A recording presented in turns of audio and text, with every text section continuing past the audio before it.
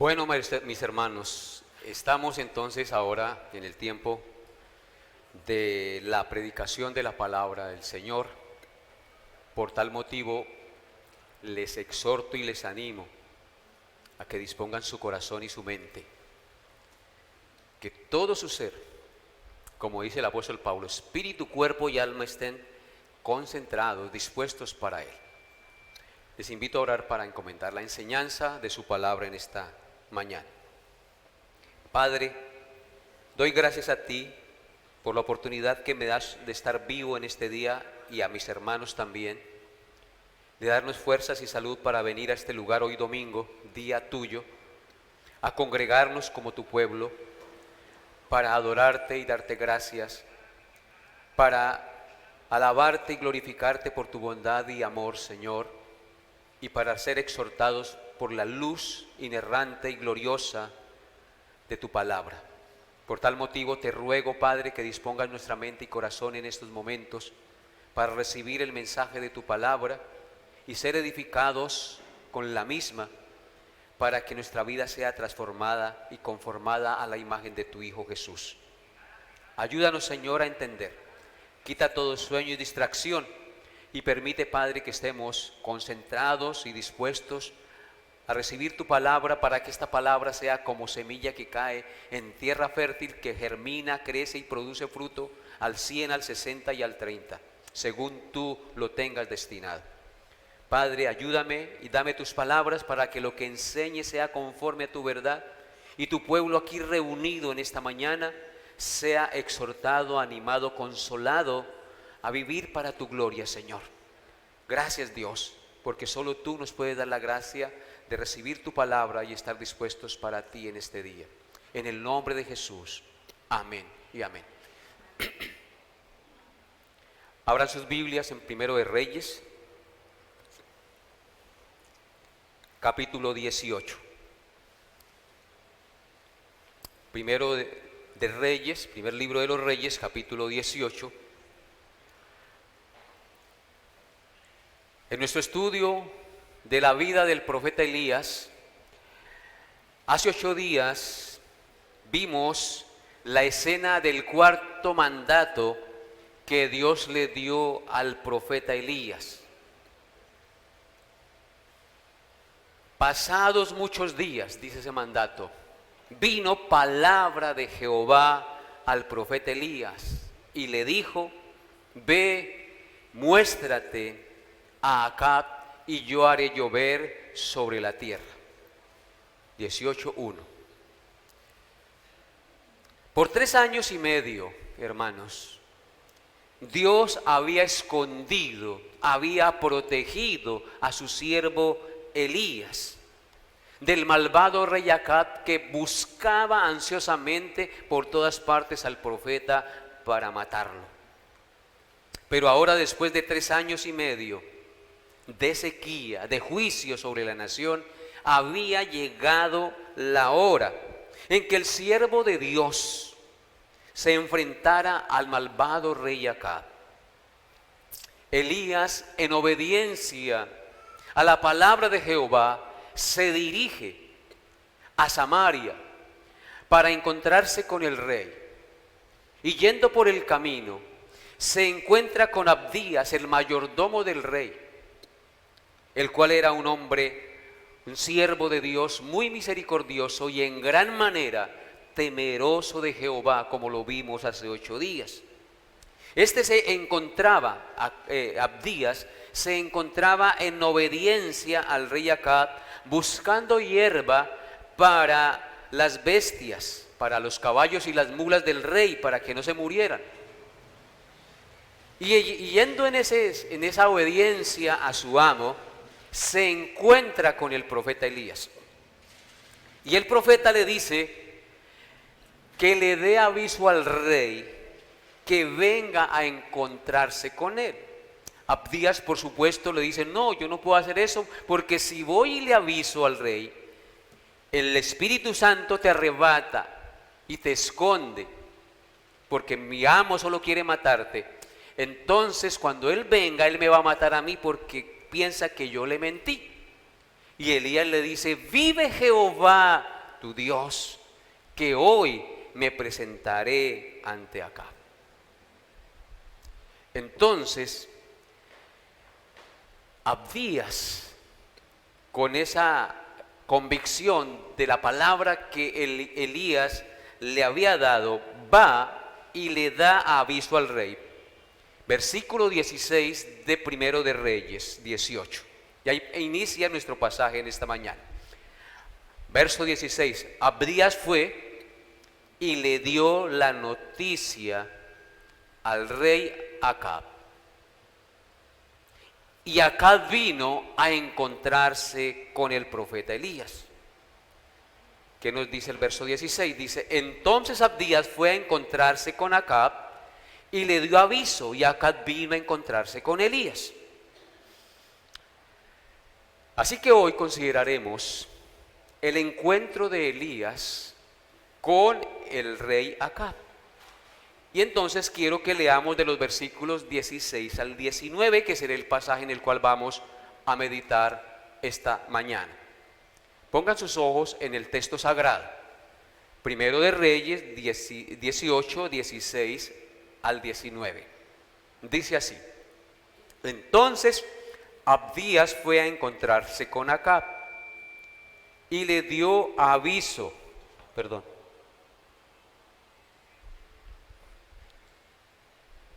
y le dio, me perdí. Vamos a leer nuevamente. Entonces Abdías fue a encontrarse con Acab y le dio aviso, y Acab vino a encontrarse con Elías.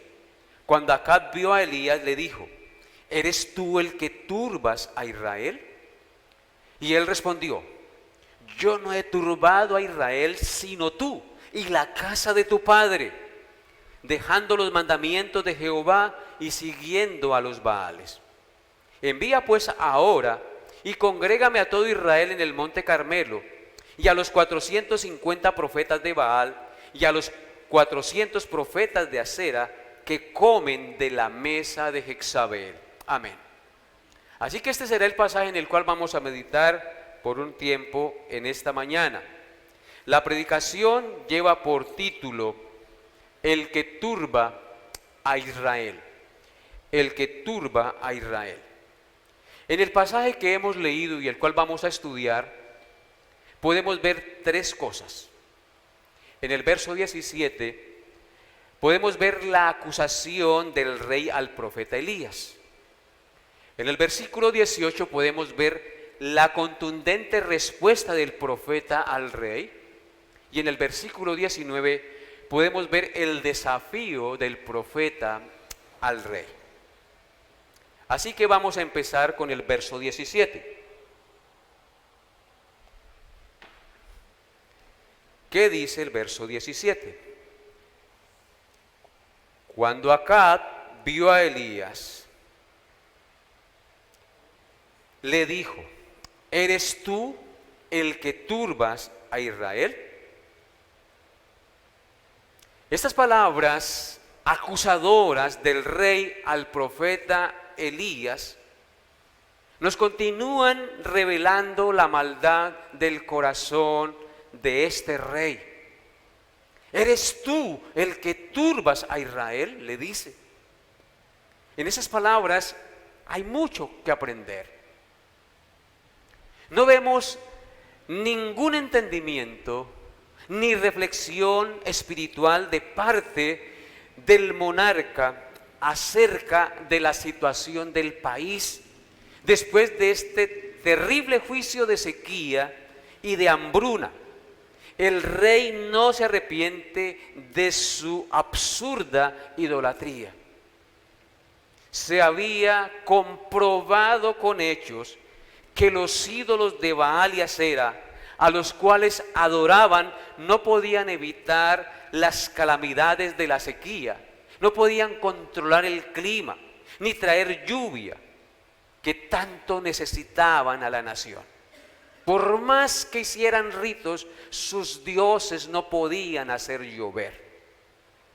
Este rey tenía ante sus ojos motivos y razones evidentes para entender que solo hay un Dios verdadero, que tiene poder sobre todas las cosas, que controla el clima y todas las cosas que el hombre no puede controlar. Tenía motivos sobrados para convencerse de que Jehová, el Dios de Elías, era el Rey soberano de los cielos y de la tierra, cuyo brazo todopoderoso nadie puede resistir. Pero aún así, este malvado rey e endurecido rey continuó indiferente a las claras evidencias del poder del único Dios verdadero.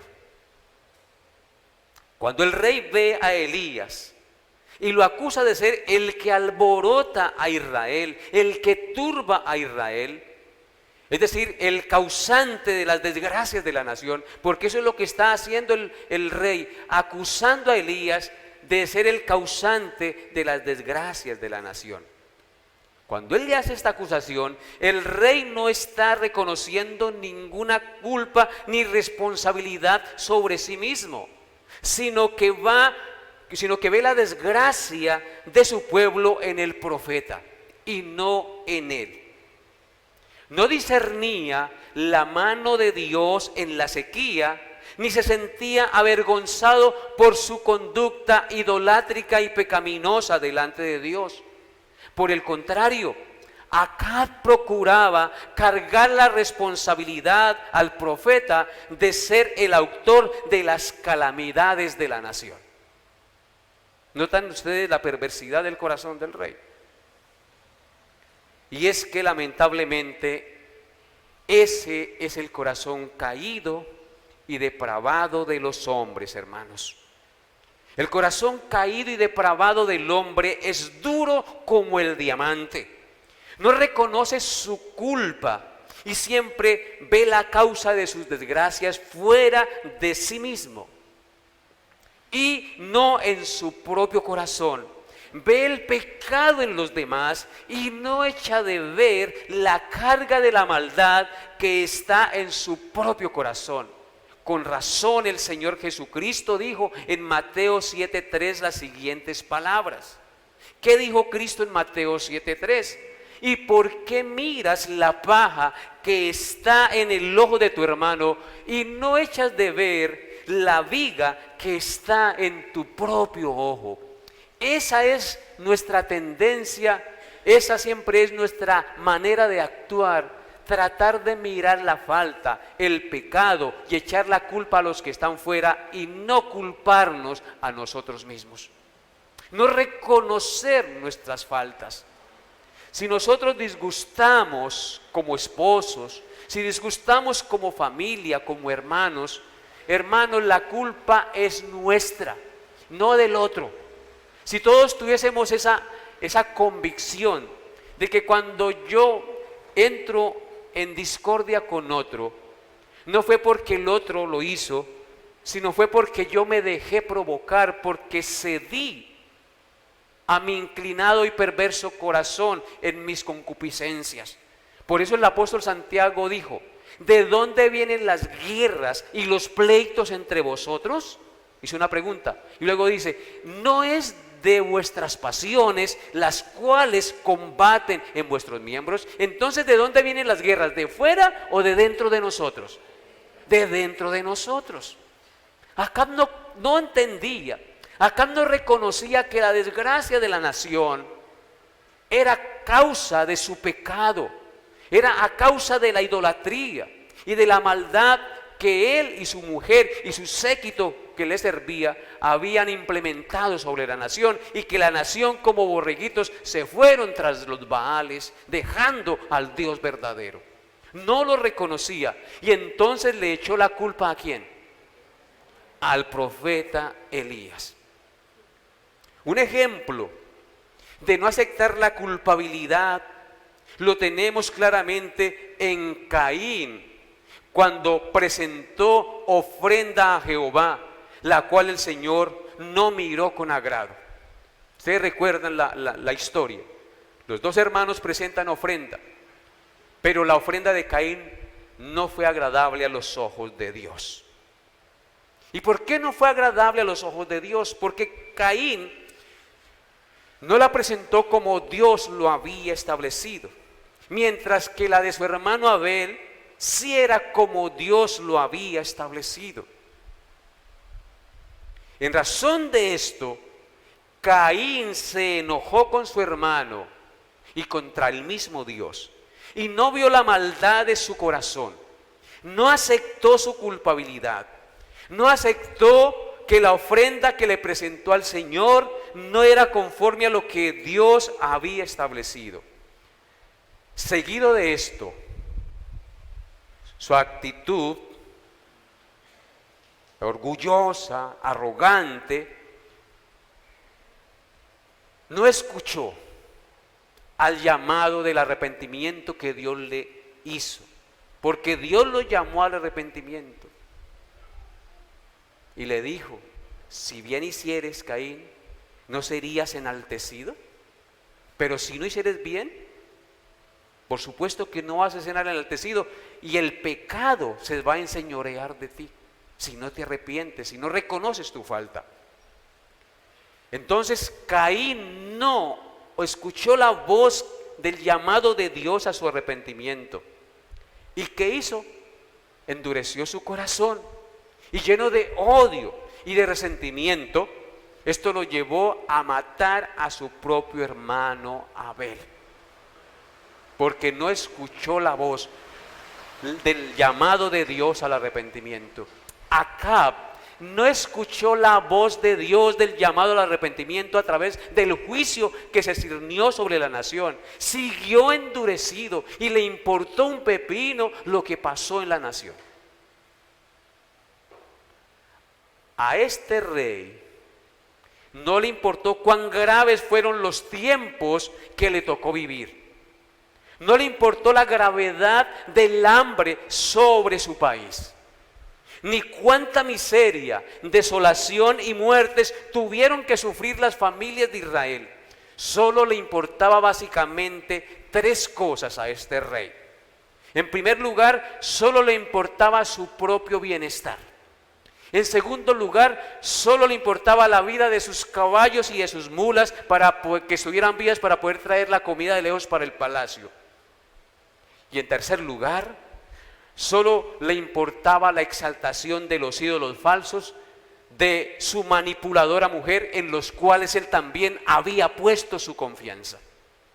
En otras palabras, este hombre que estaba en honra, porque era un rey de Israel, Dios lo había puesto en honra porque lo había puesto como rey de Israel, no tenía un corazón bueno, sino estaba lleno de maldad y de insensatez. En consecuencia, era como las bestias que él estaba cuidando con la hierba. Escuchen lo que dice el Salmo 49, 20. Acerca de los hombres que actúan así, o de las mujeres que actúan así. ¿Qué dice el Salmo 49, 20? Dice: el hombre que está en honra y no entiende, semejante es a las bestias que perecen. Este es el caso de Acab. Este era un hombre que estaba en honra, que Dios lo había honrado poniéndolo como rey de su nación. Pero este hombre no entendió el propósito de Dios para su vida ni para la nación. En consecuencia, ¿cómo era este hombre? ¿Qué dice el verso 20? ¿Están ahí? Semejante es a las bestias que perecen. El hombre que está en honra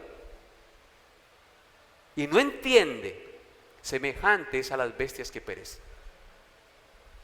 Que no nos pase eso a nosotros, hermanos. Proverbios 19:3. Proverbios 19:3. ¿Qué dice? La insensatez del hombre tuerce su camino, y luego contra Jehová se irrita su corazón. Este hombre, este rey, era un rey insensato, totalmente insensato. semejante a las bestias. Dice la insensatez del hombre. ¿Qué hace la insensatez del hombre, hermanos? Tuerce su camino. Cuando uno es insensato, tuerce el camino que Dios le ha trazado. Se desvía, lo pervierte. Y luego, ¿qué hace el hombre que pervierte el camino por su insensatez? Se irrita contra Jehová. Dice, contra Jehová se irrita su corazón. Se pone bravo con Dios y le echa la culpa a Dios y a los demás. Y nunca reconoce su propia maldad. Es lo que pasa con un hombre insensato que no aprende de las circunstancias, de los golpes, de las adversidades, de las tribulaciones que vienen a su vida. Pablo dijo, es necesario que a través de muchas tribulaciones entremos en el reino de los cielos. Y dijo, tened por sumo gozo cuando os halléis en diversas pruebas. El que no entiende los propósitos de Dios en las circunstancias difíciles, en las calamidades o tribulaciones que le toque vivir, semejante es a las bestias. Porque Dios está tratando con esa persona para que pueda entender su pecado, se aparte de él y camine por la senda que Dios le ha trazado. Escuchen lo que dice Proverbios 29, versículo 1. Proverbios 29, versículo 1. El hombre que reprendido endurece la cerviz, de repente será quebrantado y no habrá para él medicina. ¿Qué proverbio tan confrontador? Mi amado hermano, este proverbio es glorioso porque nos confronta con una realidad que a veces nos toca a nosotros, que somos tercos como mulas. Dice, el hombre que reprendido endurece la cerviz. El hombre que reprendido endurece la cerviz. La cerviz es esto. Y la cerviz nos habla de estar así, de no agacharla, de estar, y esta posición, ¿de qué nos habla? De orgullo, de arrogancia, de altivez. A veces somos tan sobrados y nos creemos tanta cosa, tanta huepanela sin ser ni siquiera chicha, ¿eh? Hermanos, y Dios nos manda situaciones dolorosas, adversas, nos reprende por nuestro pecado y seguimos erguidos y orgullosos y no agachamos la cabeza, no somos humildes y reconocemos nuestras faltas. ¿Qué pasará con una persona así? De repente, de un momento a otro, ¿será qué? Quebrantado, y no habrá para él medicina. Porque ya no hay remedio para un hombre o una mujer así. Dios permite, amado que me escucha, las tribulaciones, los dolores, las angustias, para que aprendamos humildad, para que participemos de su santidad, hermanos. Ese es el propósito de Dios para nosotros. Oh, glorioso Dios, que Él sea ayudándonos. Proverbios 27, versículo 18. Que Él sea ayudándonos a ser humildes. ¿Qué dice Proverbios 27, 18? Quien cuida la higuera comerá su fruto, y el que mira por los intereses de su Señor tendrá honra. Amén. ¿Por qué cito este pasaje aquí en esto que venimos tratando? ¿Qué estaba haciendo Elías? Cuidando la higuera. Aquí nos pone el ejemplo del agricultor. El que cuida la higuera, ¿qué pasará con el que cuida la higuera, la abona, la limpia, la libra de maleza? Va a comer de su fruto. La higuera era preciada para la economía de la nación de Israel, pero requería de cuidado para poder cosechar el fruto. Luego dice el proverbio, y el que mira por los intereses de su Señor. ¿Qué pasa con el que mira por los intereses de Dios o por los intereses de su amo? Tendrá honra. Elías estaba interesado en las cosas de Dios. Y él fue honrado por Dios, no fue avergonzado, fue cuidado del malvado rey. Por el contrario, este hombre estaba en honra, el rey, pero no estaba cuidando de la higuera. La higuera simboliza también a Israel. No estaba cuidando de la higuera, por lo tanto no iba a cosechar del fruto. Por el contrario, estaba cosechando desgracia. Pero Elías cosechó honra porque vio por los intereses de Dios. Y esto es una confrontación para usted y para mí. ¿Estamos viendo por los intereses de Dios? ¿Estamos procurando que en la casa donde yo vivo mis hijos vean a Dios reflejado en mí? Que yo pueda ser sacerdote y pastor de mi hogar, que la mujer pueda ver en su esposo un modelo. Yo sé que hay muchos errores, pero cuando Dios nos perdona y cuando Dios trae a nosotros el Santo Espíritu, uno comienza a cambiar y la esposa tiene que ver el cambio. Y lo mismo el esposo en la esposa, una mujer sumisa, misericordiosa, amorosa, compasiva, atenta para con su esposo. Los hijos van a ver esa armonía y ¿qué van a aprender después ellos para sus hogares? Lo mismo. Pero si yo en mi hogar no me importa mi esposa, no me importa el esposo, no soy atento, ¿qué van a ver mis hijos? Y entonces así voy a tener yo un hogar lo mismo. No, hermanos, nuestro hogar tiene que ir de mejor a mejor. Tenemos nosotros que implementar los principios de la palabra de Dios, y eso en el hogar, para que después se refleje en la sociedad. Y eso significa ver por los intereses del Señor, porque yo lo que estoy buscando, que Dios sea glorificado en mi vida. Por eso la Escritura dice que nosotros seamos la sal y la luz de la tierra, para que los hombres vean nuestras buenas obras y glorifiquen a vuestro Padre que está en los cielos. Eso es mirar por los intereses del Señor. Mirar por los intereses del Señor también es preocuparnos por las cosas que se procuran hacer en la iglesia para el avance del reino sobre la tierra, para que otros conozcan al Señor de la manera que nosotros lo hemos conocido y salgan de las tinieblas en las que están, cautivos del diablo a voluntad de Él, y tengamos la libertad gloriosa de la salvación en Cristo. Nosotros tenemos que tener interés por la iglesia, apoyar la iglesia, orar por la iglesia, orar por los pastores y por los proyectos de la iglesia en la manera que queremos expandir el reino sobre la tierra. Amén. Eso es interesarnos en los negocios del Señor. Y entonces tendremos que honra. Es lo que nos manda el Señor. Veamos en segundo lugar el verso 18. ¿Qué dice el verso 18? Y él respondió, o sea, Elías: yo no he turbado a Israel sino tú y la casa de tu padre, dejando los mandamientos de Jehová y siguiendo a los Baales. Amén.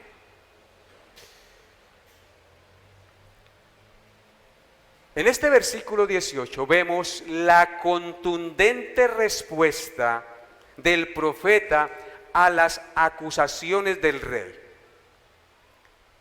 Yo no he turbado a Israel sino tú y la casa de tu padre, dejando los mandamientos de Jehová y siguiendo a los Baales. En esta respuesta del profeta Elías podemos ver tres cosas. En primer lugar, Elías no se acobarda. Vemos aquí que Elías no se acobarda ante la acusación del rey ni ante la presencia del rey, que siempre lo había buscado para matarlo. Porque recuerden que lo buscaba aún en las naciones circundantes a Israel y les hacía jurar que verdaderamente no estaba Elías escondido allá. Entonces Elías no se acobardó ante la presencia del rey ni ante sus acusaciones, a pesar de que siempre lo había buscado para matarlo. ¿Por qué razón?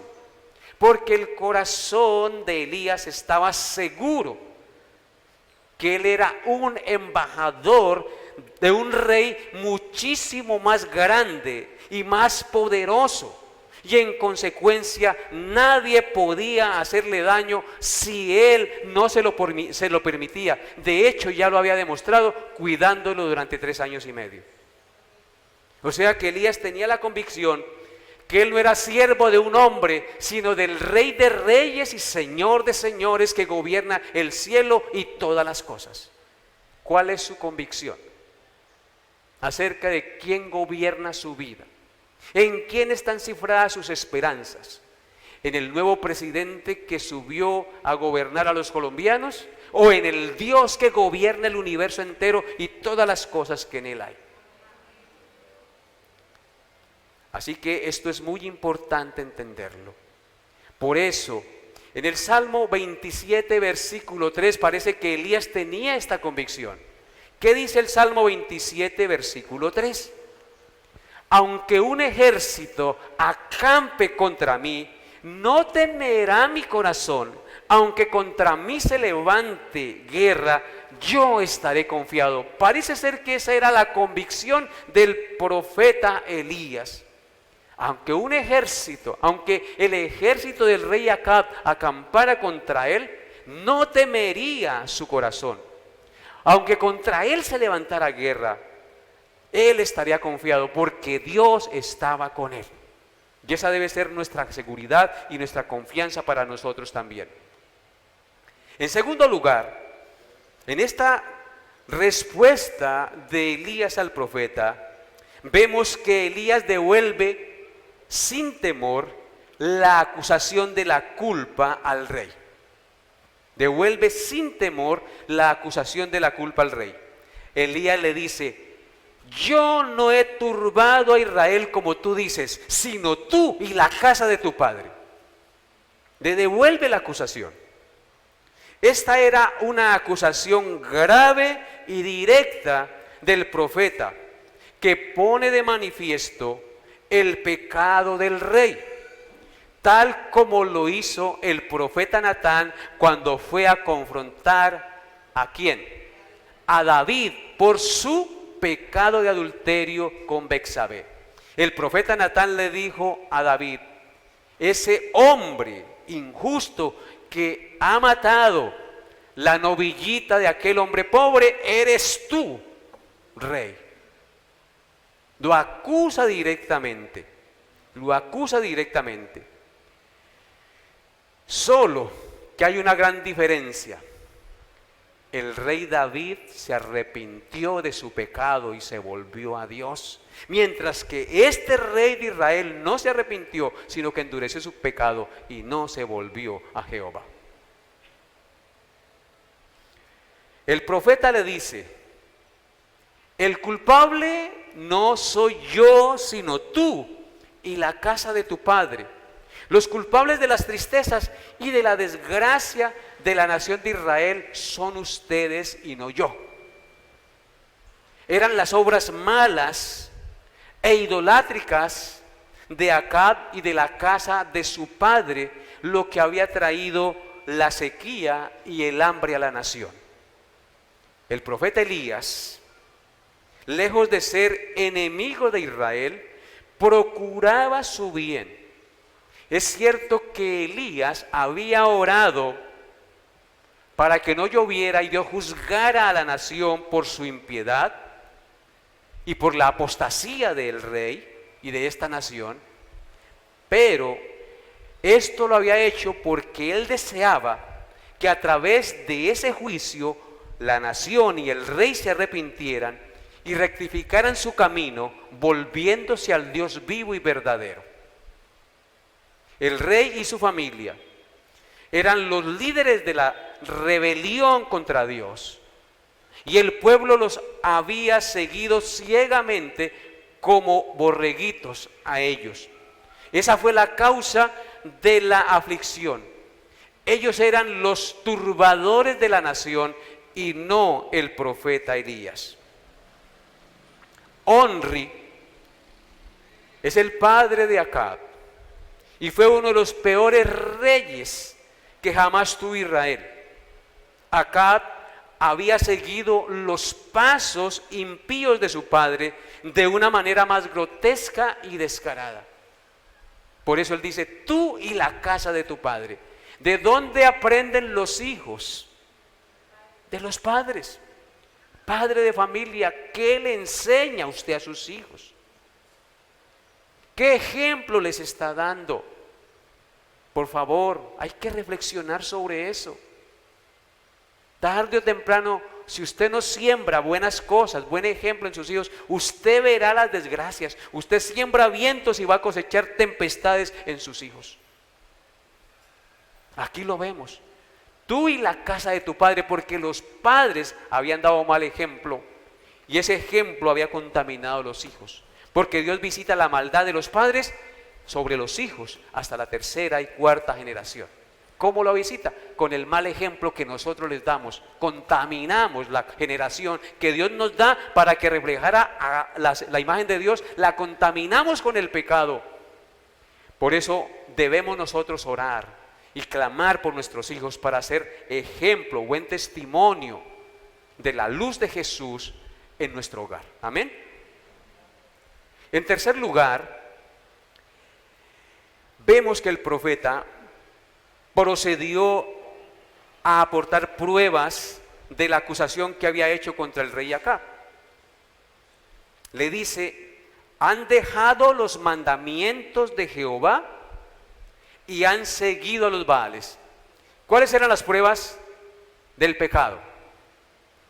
Que habían dejado los mandamientos de Jehová y habían seguido a dioses falsos, a los Baales.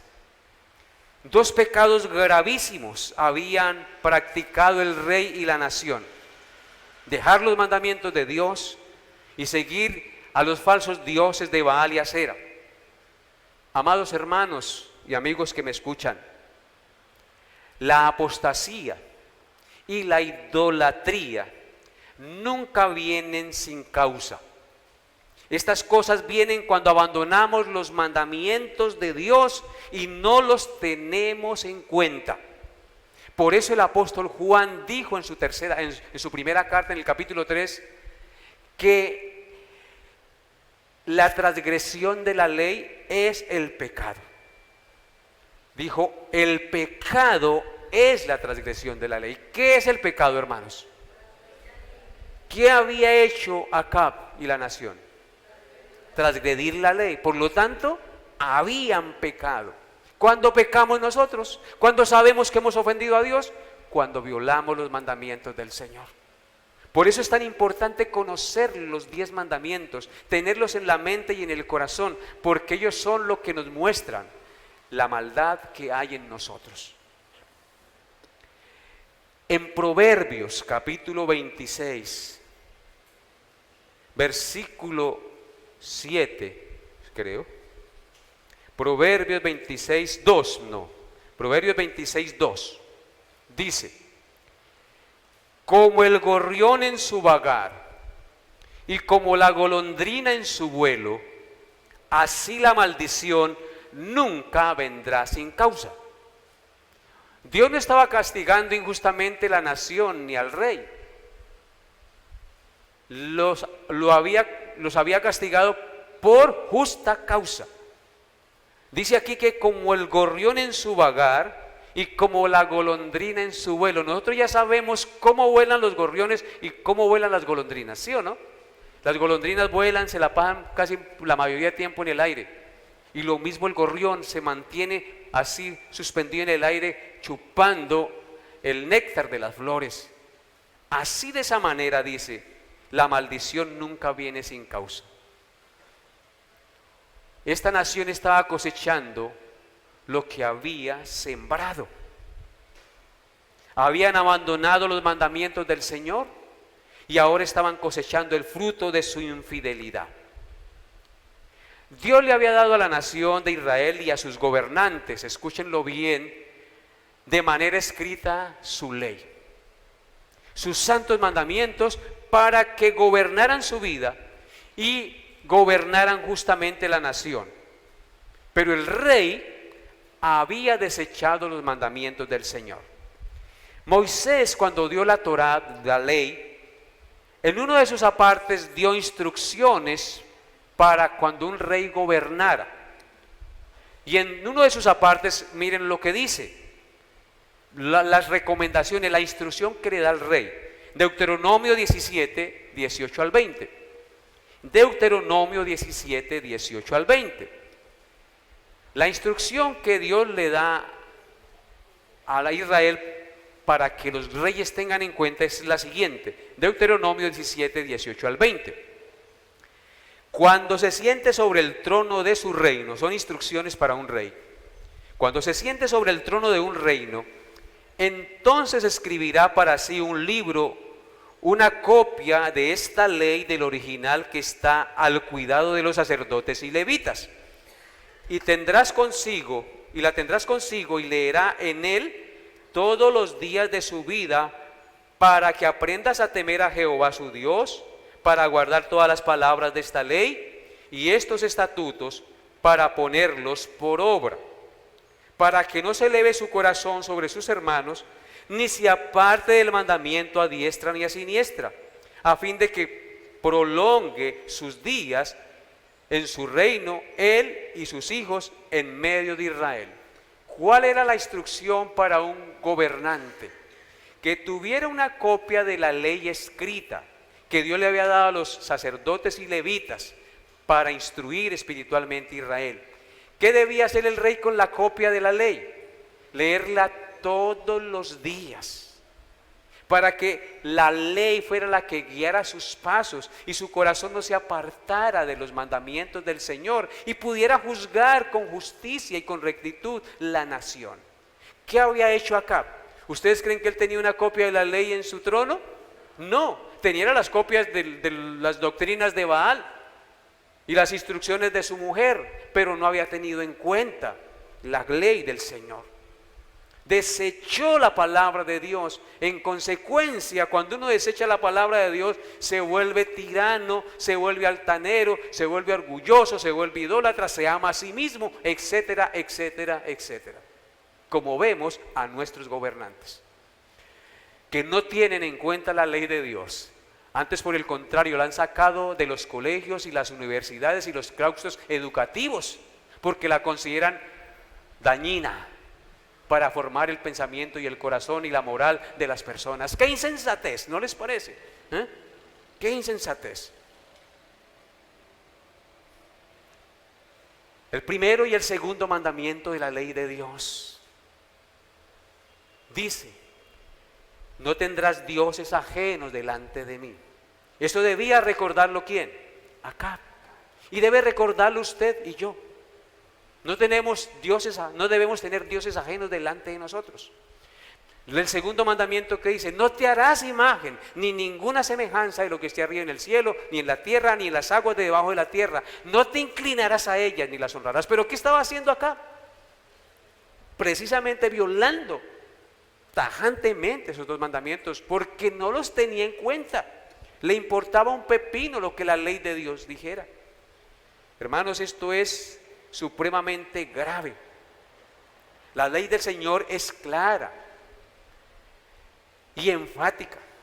Claramente nos manda no tener dioses ajenos delante de él, y Acab estaba haciendo eso y había hecho imagen y adoraba imágenes que eran falsas, porque toda imagen que le hagamos a Dios es falsa, porque Dios no se ve, Él es inimaginable. Otro de los mandamientos para la nación y para el rey y para cualquiera que forme parte del pueblo de Dios era que no debían unirse en yugo desigual con los incrédulos.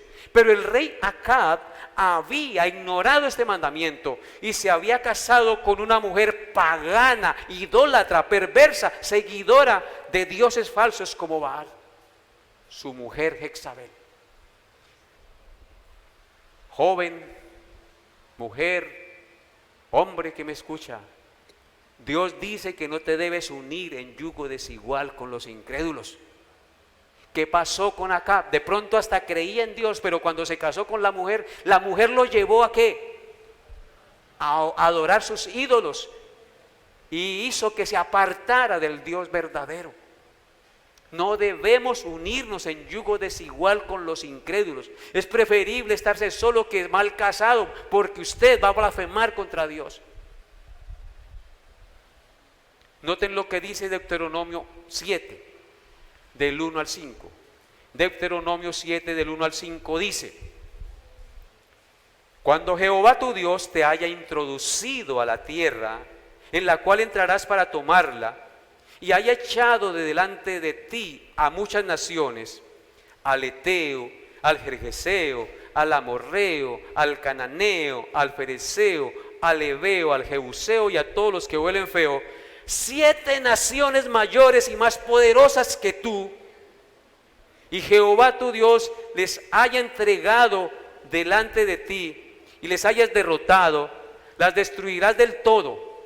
No harás con ellas alianza, ni tendrás de ellas misericordia. No emparentarás, escuchen, no emparentarás con ellas, no darás tu hija a su hijo, ni tomarás a su hija para tu hijo con los pueblos paganos, porque desviará a tu hijo de en pos de mí, y servirán a dioses ajenos. Y el furor de Jehová se encenderá sobre vosotros y te destruirá pronto. Mas así habéis de hacer con ellos. Sus altares destruirás y quebrarás sus estatuas y destruirás sus imágenes de acera. ¿Cuál imagen estaba adorando acá? Acera. Y quemaréis sus esculturas en fuego. El Señor es claro: no debemos unirnos en yugo desigual con los incrédulos, porque esto trae el furor, el juicio sobre nosotros. Lo primero que pasa es que el inconverso atrae con su maldad al creyente. Eso es lo que dice el Señor. ¿Qué pasó con Acab? Eso resultó adorando, implementando la idolatría en la nación. Qué terrible, hermanos. Qué terrible esto. Versículo 19. Veamos en tercer lugar, ¿qué dice el verso 19? Envía pues ahora y congrégame a todo Israel en el monte Carmelo, y a los 450 profetas de Baal y a los 400 profetas de Acera que comen de la mesa de Jezabel. En este versículo 19, en tercer lugar, vemos el desafío del profeta al rey. Hermanos, al observar esto que dice Elías al profeta, Elías al rey, es increíble cómo el Señor reviste de valor y de autoridad al profeta. No solamente para mostrarle sus pecados y su culpabilidad, sino que ahora le da órdenes al rey y lo desafía para que se defina quién es el verdadero Dios de Israel. ¿Notan ustedes lo que dice el verso 19? El verso 19, envía pues ahora, le da una orden, y congrégame a todo Israel en el monte Carmelo. El profeta dándole órdenes al rey, el rey que buscaba para matarlo. ¿Quién le dio autoridad sobre el rey? Dios. ¿Quién le dio valentía para hablarle con autoridad y hacerle entender que él no era nada? Dios. Elías tampoco era nada, pero ¿quién es el que nos reviste de poder? Dios, hermanos. Y que nos da la gracia para poder llevar una palabra a otro, para consolarlo, para confrontarlo con su pecado. Dios, Dios le da órdenes al rey y lo desafía. Lo manda a que congregue al pueblo de Israel en el monte Carmelo, junto con 450 profetas de Baal y 400 profetas de Acera, los cuales tenían a su cargo la falsa adoración y estaban esparcidos por toda la nación de Israel. Además se nos muestra que todo este séquito de falsos servidores, de falsos sacerdotes, 850 en total, estaban siendo sustentados y patrocinados por la corte del rey, en cabeza de ¿quién? De Jezabel, su mujer. Imagínense se había instaurado en la nación de Israel, en la nación de Dios, la falsa adoración, a tal punto que tenían ya 850 sacerdotes falsos por todas partes, proclamando a un Dios falso y enseñando falsedades a la nación. ¿Cómo no iba a venir juicio? Y todos estos estaban siendo alimentados y patrocinados desde la corte del rey. Así que, hermanos, esto era algo totalmente inaudito. La nación del único Dios verdadero alimentando y patrocinando un séquito de sacerdotes idólatras desde la corte del rey. Y los sacerdotes de Dios, ¿dónde estaban? En cuevas, escondidos, porque no podían manifestarse y estaban siendo alimentados con pan y agua, y a todos los otros los habían matado. Terrible esto. Así que yo quiero que miremos 3 cositas de aplicación para nosotros en esta mañana. Aprendemos de Elías que el deber de los siervos de Dios es advertir a los hombres de las consecuencias de su pecado, señalarles que la rebelión contra Dios lleva a destrucción y exhortarles a dejar el pecado y a huir de la ira venidera. Vuelvo y repito, aprendemos de Elías esta mañana que el deber de los siervos de Dios, de los seguidores de Cristo, es advertir a los hombres de las consecuencias de su pecado, señalarles que la rebelión con Dios los lleva a la destrucción y exhortarles a dejar el pecado y a huir de la ira venidera. Tenemos que hacer eso como hijos de Dios en esta tierra. En segundo lugar, el deber del siervo de Dios es exhortar al pecador a volverse de sus ídolos para servir al Dios vivo y verdadero.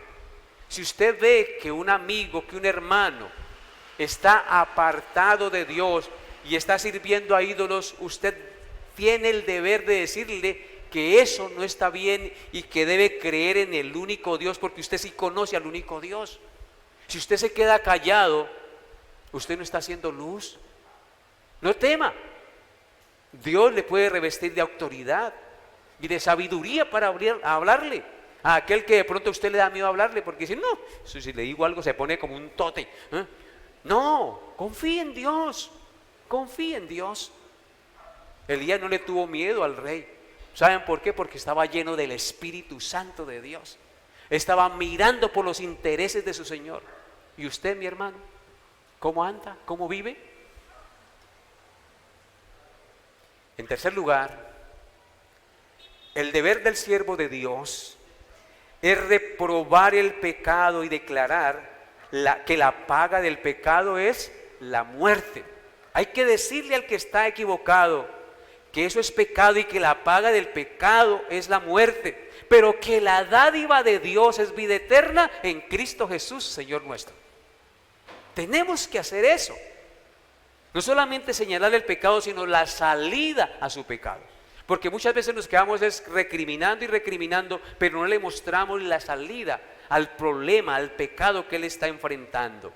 Es por eso que en Romanos 5, del 8 al 9 dice: mas Dios muestra su amor para con nosotros, en que siendo aún pecadores, Cristo murió por nosotros.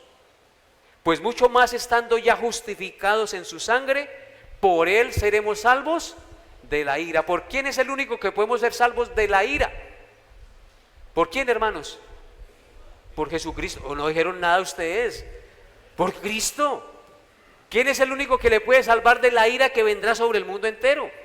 Solo Jesucristo, porque él sufrió la ira de Dios en la cruz para que usted no la sufriera. Él fue nuestro intercambio.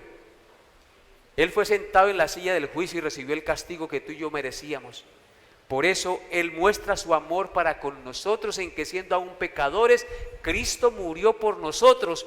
Pues mucho más estando ya justificados en su sangre por su sacrificio, por Él seremos salvos de la ira, dice allí en Romanos 5, 8 y 9.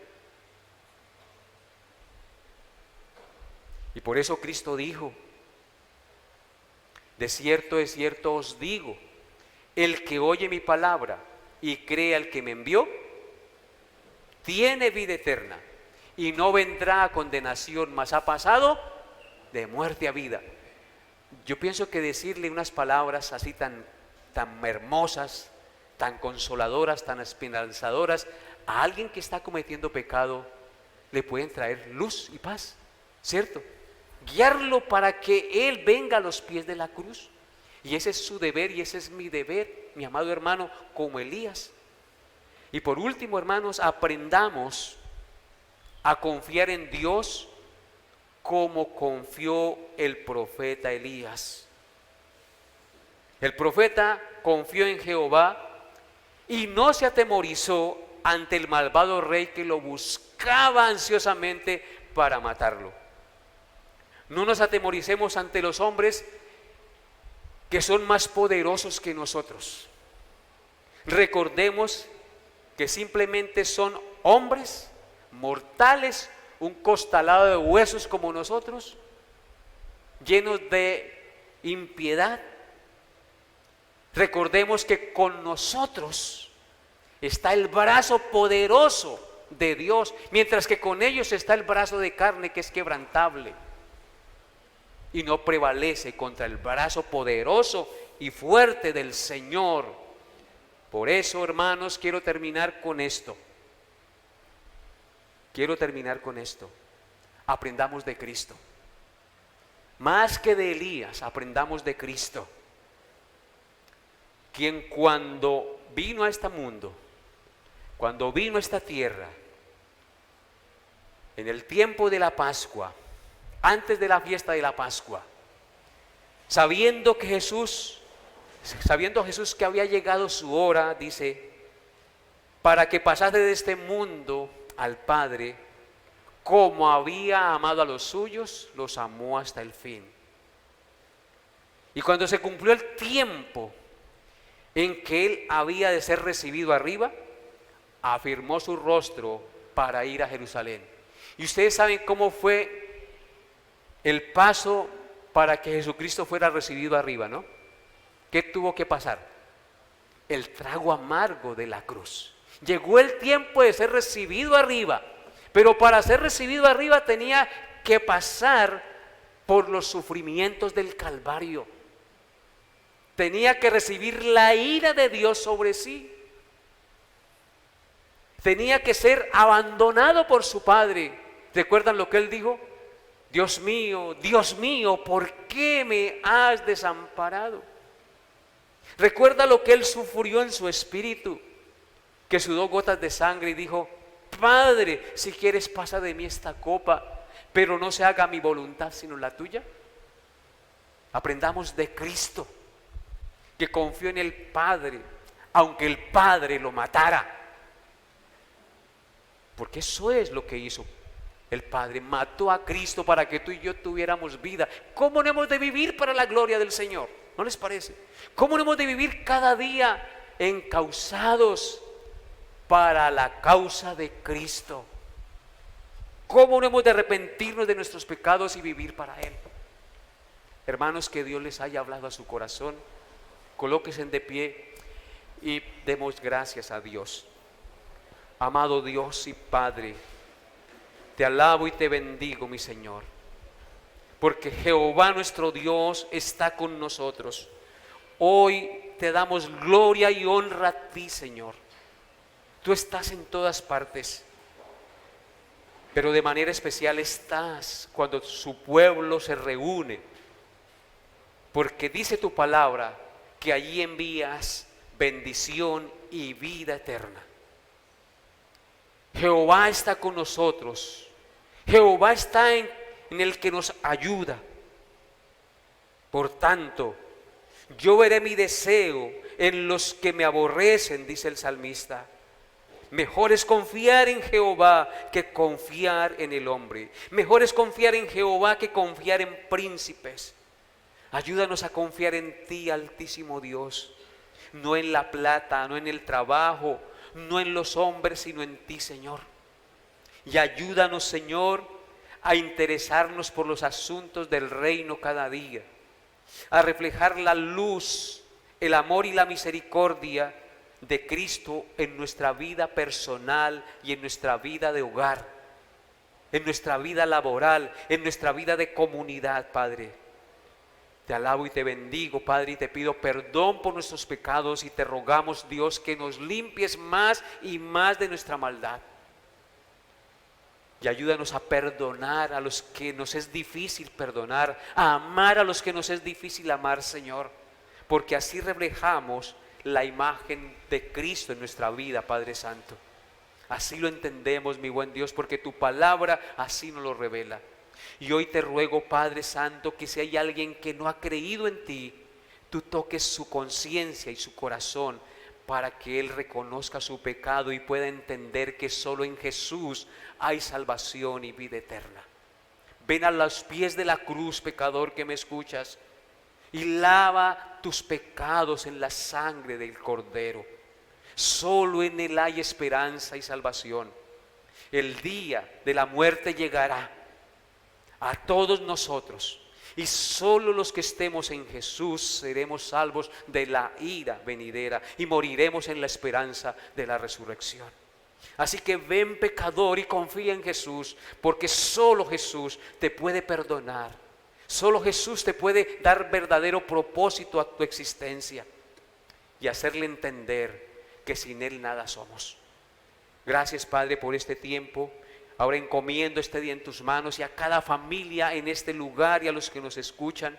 Bendícelos y guárdalos, Señor, bajo la sombra de tus alas, y permite que vivan para tu gloria cada día. Durante la semana guárdanos, Señor, y provéenos, Señor, para nuestras necesidades, Padre Santo, porque solo tú eres nuestro proveedor. Jehová es nuestro pastor, nada nos faltará. Bendito eres por siempre, Señor, en Cristo Jesús. Amén y amén.